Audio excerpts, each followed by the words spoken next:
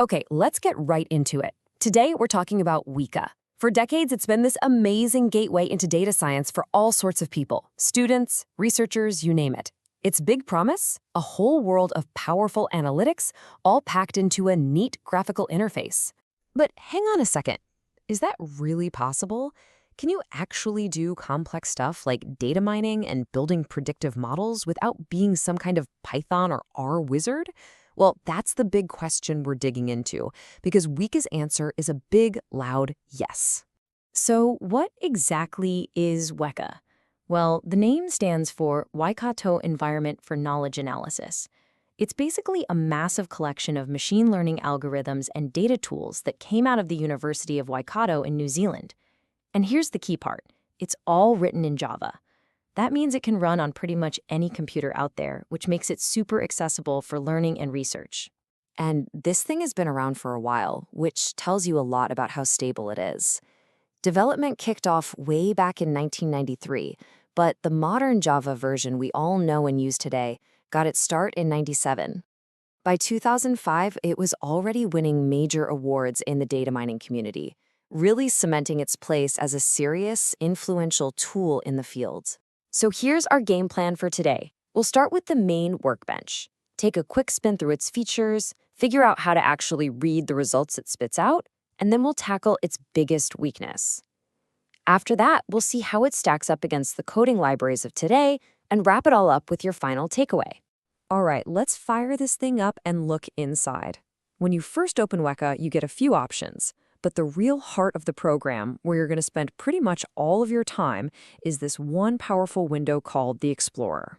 You can think of the Explorer as your mission control for data analysis. It's this all-in-one interface that's built to walk you through the entire machine learning pipeline, from loading up your data all the way to visualizing your final model. And that whole pipeline is laid out perfectly for you right across these tabs. You start in pre-process to get your data loaded and cleaned up.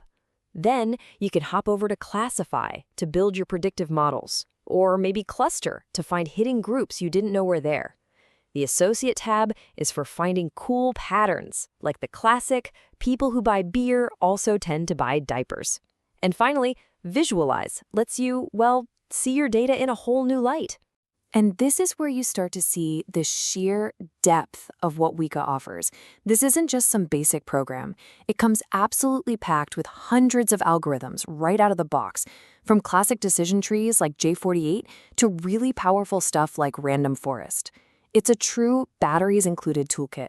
Okay, so you've loaded your data, you've run a classifier, and now comes the most important part, figuring out if your model is actually any good.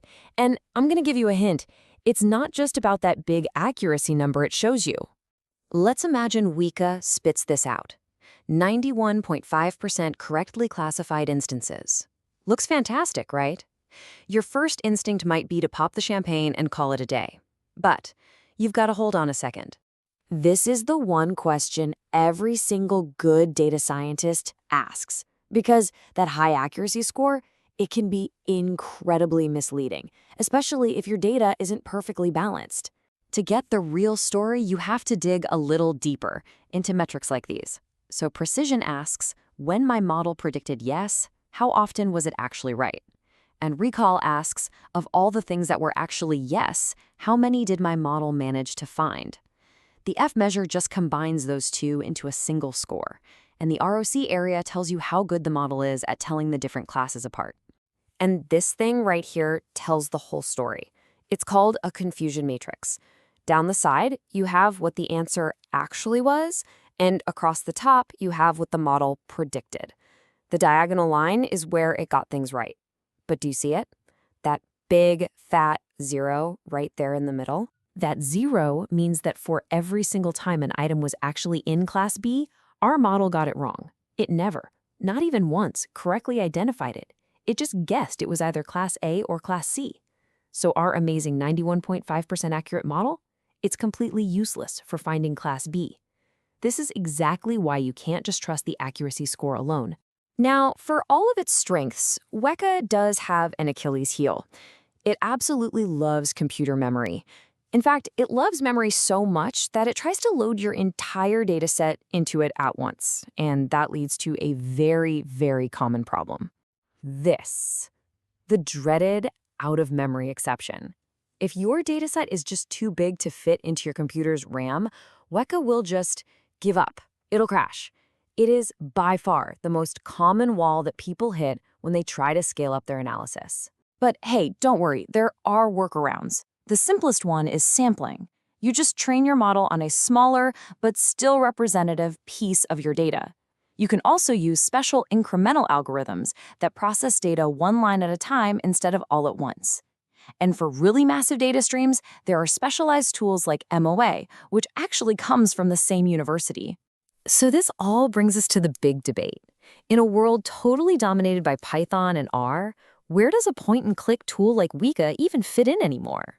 Here's the argument you'll hear from the coding camp.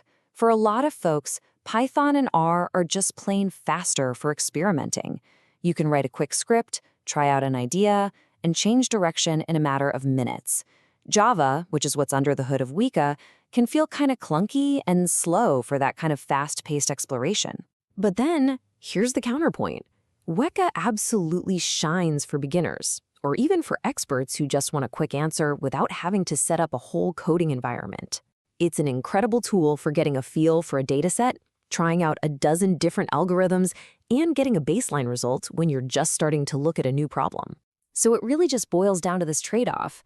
Weka gives you a really fast start in a stable, all-in-one package, which makes it fantastic for teaching and learning. On the other hand, Python and R have a steeper learning curve for sure, but they give you unmatched flexibility and power for custom, production-level work, all thanks to a massive ecosystem of libraries. So after our tour, what's the final verdict? Is Weka a serious tool for data science, or is it more of a toy for beginners? Let's be really clear here. Weka is absolutely a powerful tool, as long as you know when to use it. It is one of the best educational tools on the planet for learning core machine learning concepts. It's a fantastic workbench for quick prototyping, and for any small to medium-sized dataset, it's a perfectly solid choice. Its limits only really show up when you need highly custom workflows or when you hit that memory wall with big data. Which leaves us with this final thought for you to chew on. Is Weka a final destination? A powerful gateway that lets non-coders get their hands dirty with machine learning? Or is it more of a crucial stepping stone, the place where you learn the ropes before you graduate to the infinite flexibility of code? The answer? Well, that really depends on your own journey.